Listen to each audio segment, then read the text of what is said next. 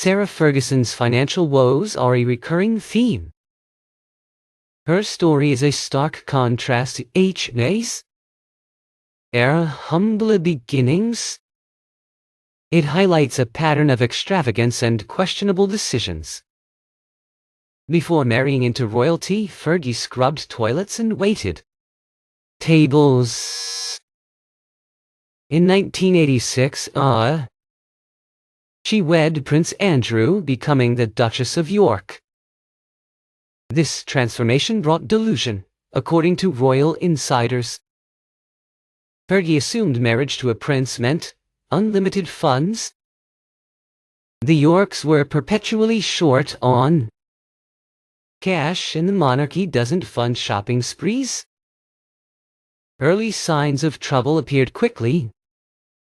She flew first class from New York with over 50 pieces of luggage. The excess baggage fine was almost €1, a huge sum then. The purchases totaled 33, including a 515 teddy bear. Heathrow staff were stunned, with one quipping she had more luggage than Joan Collins. Palace aides were horrified, but the palace wouldn't say who paid the fine. This was a preview of future extravagance. Andrew Loney suggests Fergie and Andrew are united in their financial grabs. Fergie's emails to Epstein exposed her indebtedness. She vowed to be on his team, seeking a loan. The extent of her debt to Epstein is estimated at $2 million. Both Epstein and Ferguson dealt in large sums. Multiple sources confirmed this significant debt. She often arrived with 25 or more suitcases. Excess baggage fees ranged from $800 to $40. Sometimes she packed entire trunks just for hangers. Palace staff described her as extremely extravagant. One employee claimed greed and wastefulness contributed to her downfall. Her demands included a whole side of beef nightly. A leg of lamb and a chicken were also required, resembling a medieval banquet. Her annual spending reached $860. This included $150 on gifts and $50 on flowers. Entertaining cost $50. She surrounded herself with luxury. Personal trainers and hairdressers charged hundreds per session. Royal commentator Jenny Bond noted her hopeless grasp of money. She combined this with a desire for more. By the early 1990s, her debts spiraled. She reportedly owed $4 million to Coutts Bank. This is one of Britain's most elite financial institutions.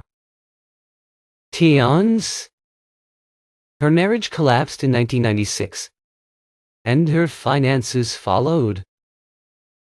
Even after the divorce, she refused to downsize. She leaned on Andrew financially. Tina Brown described their destructive mutual reliance. He bailed her out and she backed him up during scandals. King Charles stripped Andre W. of titles and ordered them to vacate Royal Lodge. This removed the royal safety net. Her lavish lifestyle began to crumble. She entered another questionable venture, cryptocurrency. In 2019, Pegasus Group Holdings announced a plan. It involved a $3 billion solar-powered Bitcoin mining complex. This was in the Shuo, Nevada desert, called the Hive. Sarah Ferguson was hired as their brand ambassador. She praised the company's visionary leadership. She said she was proud to join their adventure.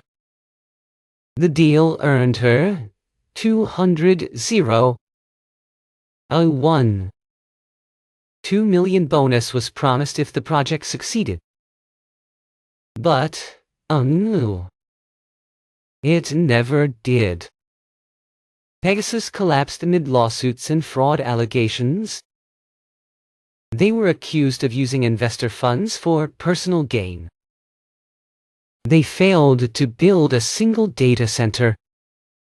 By 2023, an arbitration tribunal ordered them to pay $5 million in damages. By 2024, new suits alleged Pegasus raised money without intending to run a legitimate business. Ferguson's name was tied to another financial disaster. This was another example of poor judgment. This wasn't her only failed venture. She sold her Belgravia townhouse at a loss. The price dropped from $425 million to $385 million in 3 years. Her representative claimed it was an investment for her daughters. Hertz saw a pattern.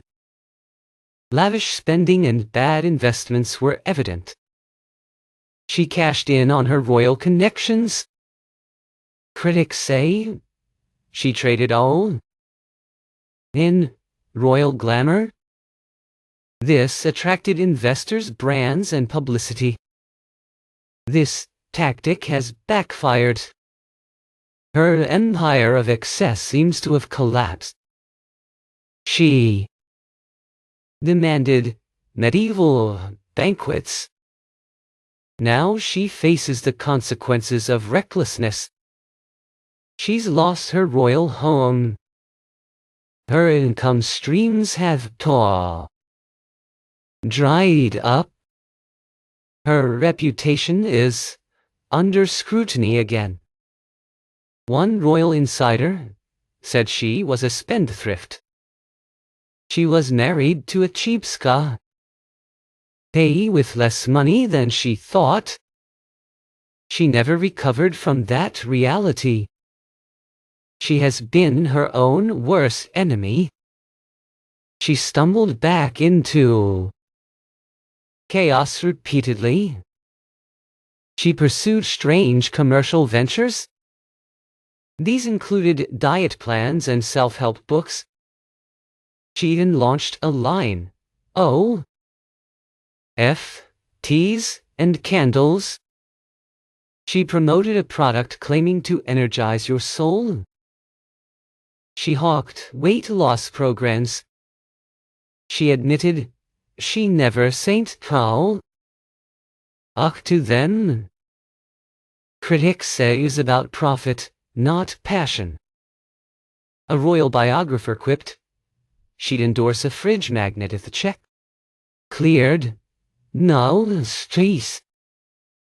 Then came the cash for access scandal. Hidden cameras caught her offering access to Prince Andrew. The fee was $500,000. She said, that opens up everything you would ever wish for. The footage went viral. She claimed she was desperate and drunk. She apologized on Oprah Winfrey's sofa. The damage was done for the royal family. The image of a duchess selling introductions to the Queen's son destroyed her credibility. Still, she seemed addicted to the spotlight. She loved the thrill of fame. Public attention felt like oxygen.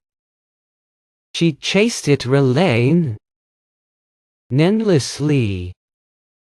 She attended red carpets and reality shows. Behind the grin, there was insecurity. She compared herself to Diana. The press rarely showed her the same affection. She tried to reinvent herself as an author. She wrote children's books and memoirs. Critics accuse her of cashing in on the royal connection. She paints herself as the misunderstood Duchess. Former staff described her as impulsive and indulgent. She could go from charming to impossible quickly. Her love of luxury never faded. Even when she claimed to be broke, she appeared at lavish parties. She wore couture and surrounded herself with celebrity friends. Her pattern is clear. Charm the wealthy, secure the deal. Burn the bridge, repeat. When it collapses, she rebrands. She positions herself as a modern survivor.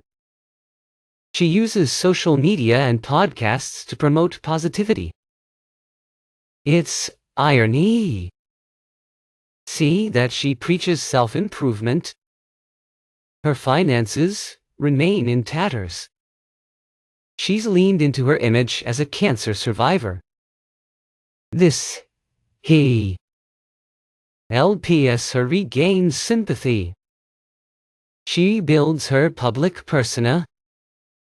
Some admire her strength. Others wonder if she's turning personal pain into PR. The question of money looms. How does she afford her lifestyle? After years of debt, she continues to live in luxury. Some claim wealthy friends keep her afloat. Others suspect she's preparing a tell-all memoir. This could expose royal secrets for a lucrative deal. If history's any guide, she isn't done yet. Every time she's written off, she claws back attention. This is through scandal, elf promotion, or audacity. With the loss of Royal Lodge, her deals are drying up. Her reputation is on the line. This comeback may not last. And one former aide said her greatest love isn't Andrew. It's the lifestyle, and she'll do anything to keep it. Was she a victim of bad luck, or the architect of her own ruin? From shopping sprees to failed crypto schemes, her downfall wasn't sudden. It was decades in the making. Was this greed or desperation? Or just another chapter in the York family saga? Her financial saga serves as a cautionary tale. It highlights the dangers of unchecked extravagance. Sarah Ferguson's financial woes are a recurring theme, a persistent narrative that shadows her public life. Her story is a stark contrast to her humble beginnings. A Cinderella tale twisted by extravagance. It highlights a pattern of questionable decisions, a series of missteps that have defined her post-royal existence. Before marrying into royalty, Fergie scrubbed toilets and waited tables, known a far cry from the gilded cages she would later inhabit. In 1986, she wed Prince Andrew.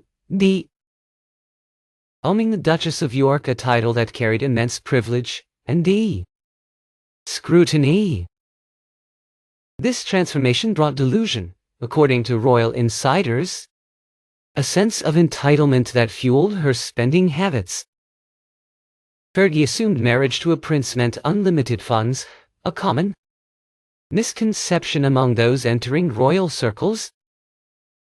The Yorks were perpetually short on cash, a fact often obscured by the Conde opulent lifestyle, and the monarchy doesn't fund shopping sprees, a lesson she learned the hard way.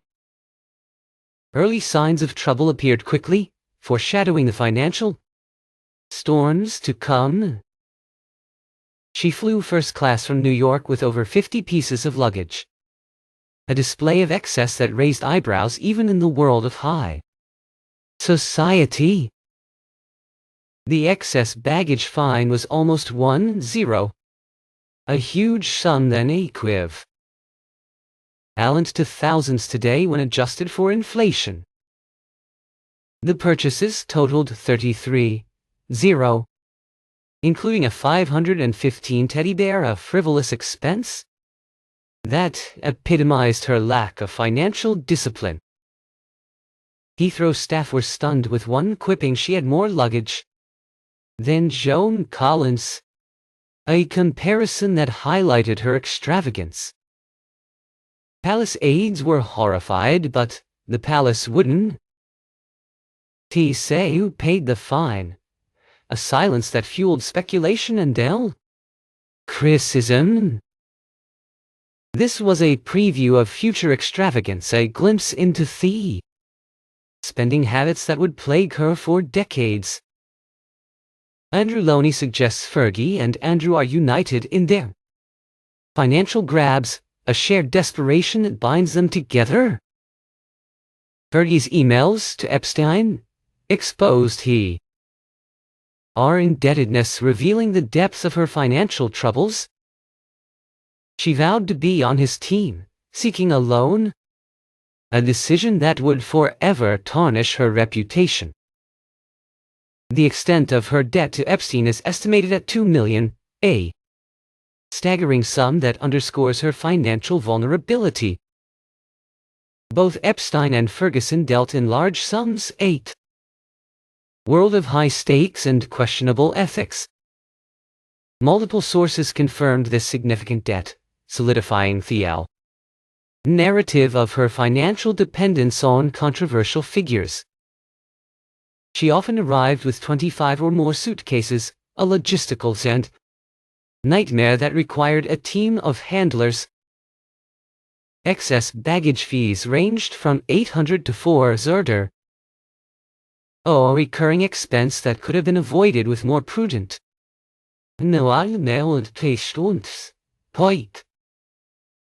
Sometimes she packed entire trunks just for hangers, a symbol of her excessive lifestyle.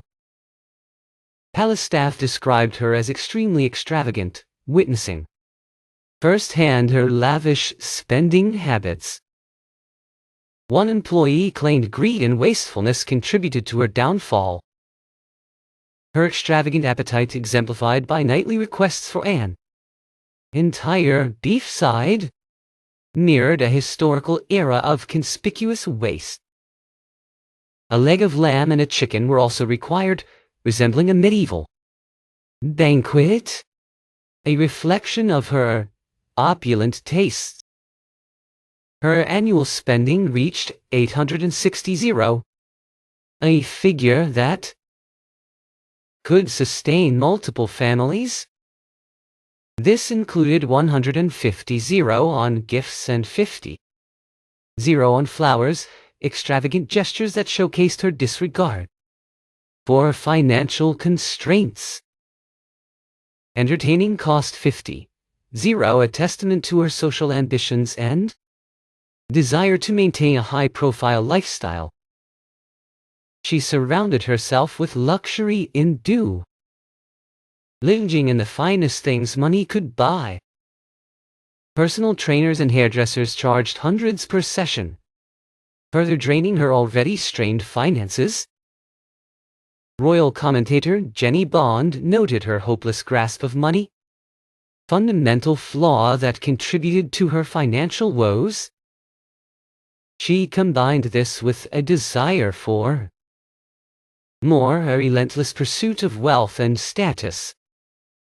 By the early 1990s, her debt spiraled, threatening to engulf her entirely. She reportedly owed $4 million to Coutts Bank, a debt that underscored the severity of her financial situation.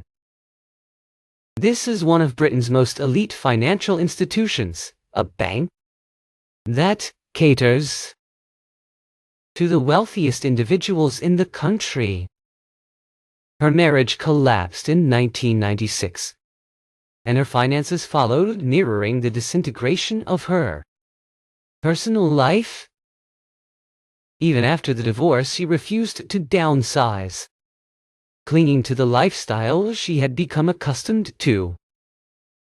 She leaned on Andrew financially, relying on his support to maintain her lavish existence.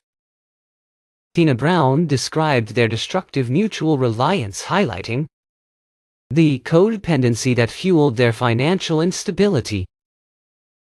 He bailed her out, and she backed him up during scandals, a symbiotic relationship built on mutual need. King Charles stripped Andrew of titles and ordered them to vacate Royal Lodge, a decisive move that severed their royal lifeline. This removed the royal safety net, leaving them exposed to the consequences of their actions.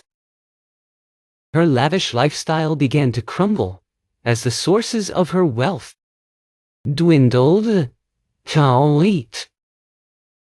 She entered another questionable venture, cryptocurrency, a risky move that reflects in her desperation.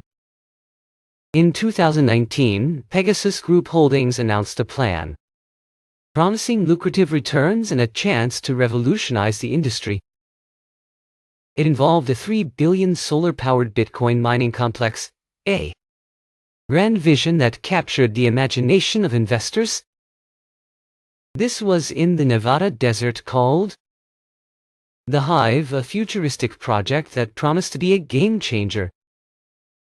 Sarah Ferguson was hired as their brand ambassador, lending her celebrity status to the venture.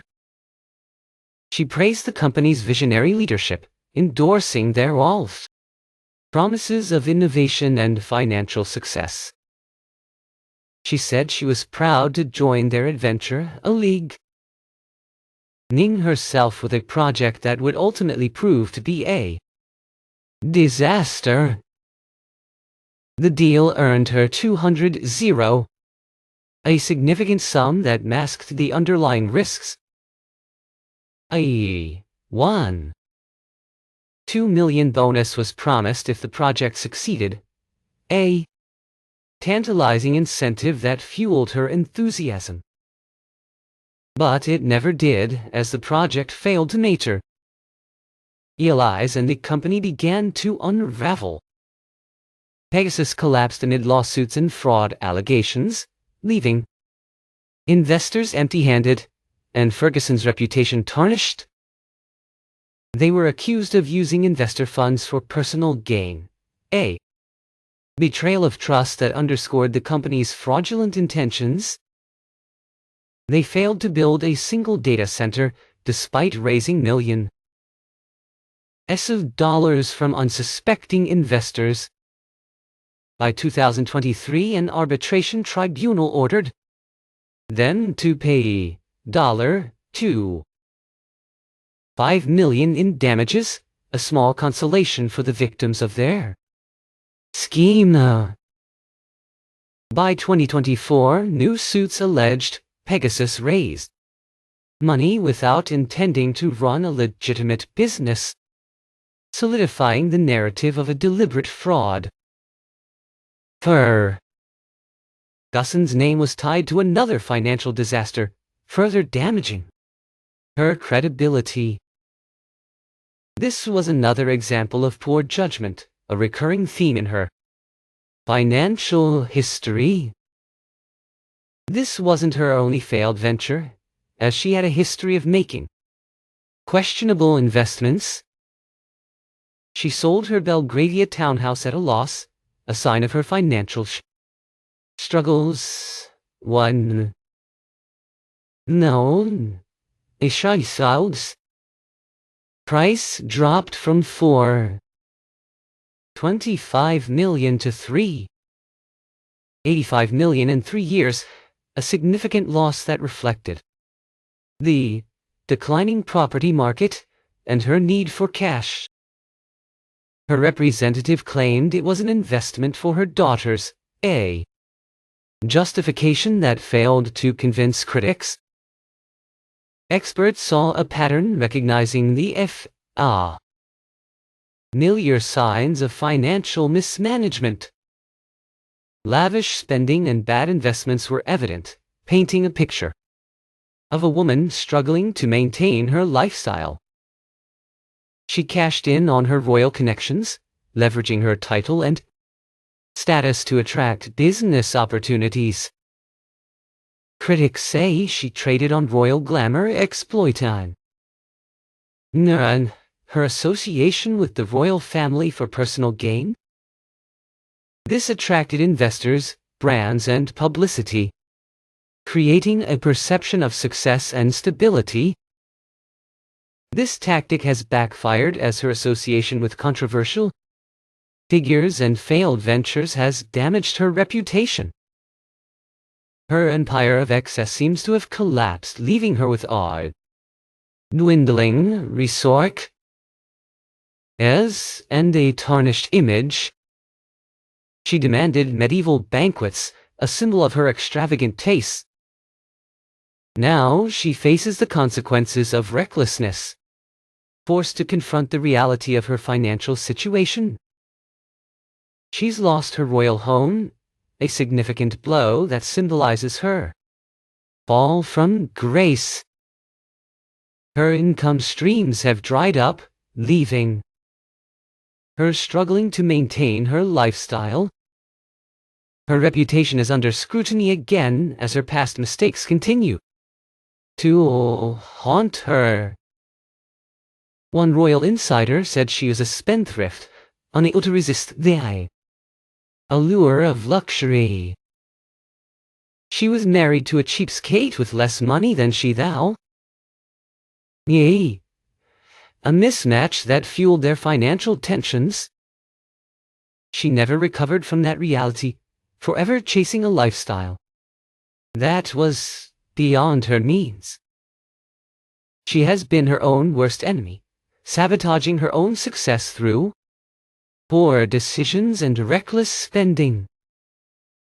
She stumbled back into Shah OS repeatedly, unable to learn from her mistakes. She pursued strange commercial ventures, grasping at any opportunity to make money. These included diet plans and self-help books, ventures that seemed out of character for a former duchess. She launched a line of teas and candles, capitalizing on the wellness trend. She promoted a product claiming to energize your soul, a claim that drew skepticism and ridicule. She hawked weight loss programs despite her own struggles with weight management. She admitted she never stuck to them, undermining her credibility as a spokesperson.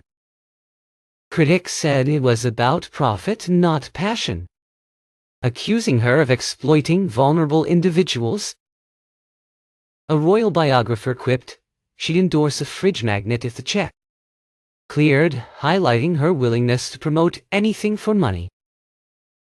Then came the cash. Well, for excess scandal, a devastating blow to her reputation. Hidden cameras caught her offering access to Prince Andrew, a breach of trust that shocked the world. The fee was $500, a sum that underscored the desperation of her financial situation. She said, "That opens up everything you would ever wish for." A statement that revealed the extent of her willingness to exploit her royal connections. The footage went viral, causing irreparable damage to her image. She claimed she was desperate and drunk, attempting to excuse her behavior. She apologized on Oprah Winfrey's sofa, seeking redemption in the public eye. The damage was done for the royal family, who were once again embroiled in scandal. The image of a duchess selling introductions to the Queen's son destroyed her credibility, undermining the very foundation of her public persona. Still, she seemed addicted to the spotlight, craving the attention and validation that came with fame. She loved the thrill of fame, even when it came at a cost. Public attention felt like oxygen, a vital source of energy that fueled her ambition. She chased it relentlessly, appearing at red carpets and reality shows. She seemed determined to remain in the public eye, regardless of the consequences. Behind the grin there was insecurity, a deep-seated need for validation. She compared herself to Diana, envious of the public's adoration for her former sister-in-law. The press rarely showed her the same affection, contributing to her sense of inadequacy. She tried to reinvent herself as an author, seeking a new source of income and public approval. She wrote children's books and memoirs, attempting to control her narrative. Critics accused her of cashing in on the royal connection, exploiting her past for financial gain.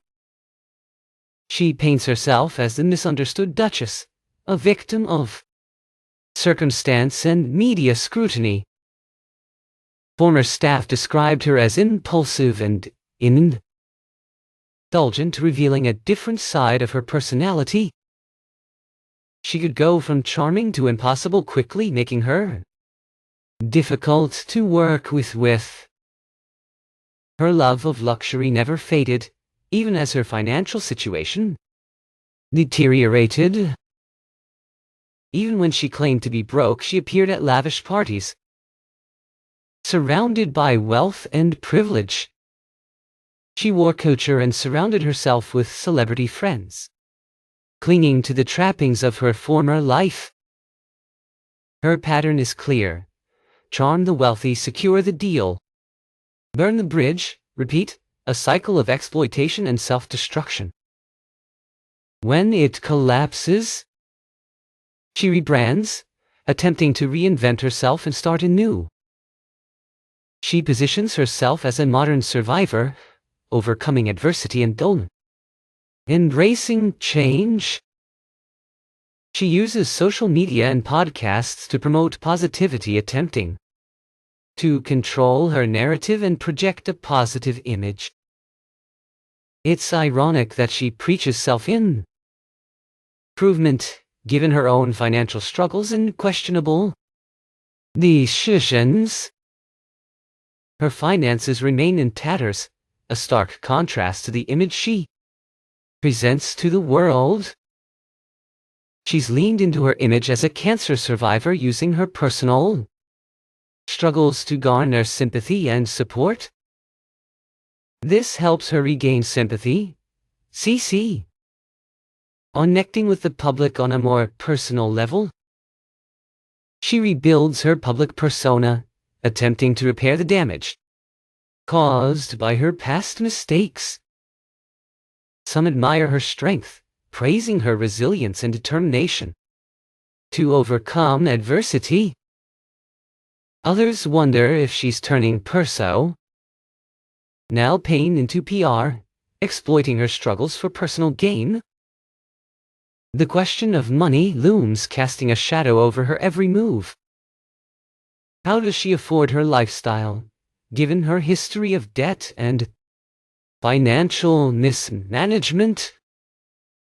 After years of debt, she continues to live in luxury, raising questions about her sources of income. Some claim wealthy friends keep her afloat, providing her with financial support. Others suspect she's preparing a tell-all memoir, a potential bombshell that could expose royal secrets for a lucrative deal. If history is any guide, she isn't done yet, as she has a knack for reinventing herself and finding new ways to stay in the spotlight. Every time she's written off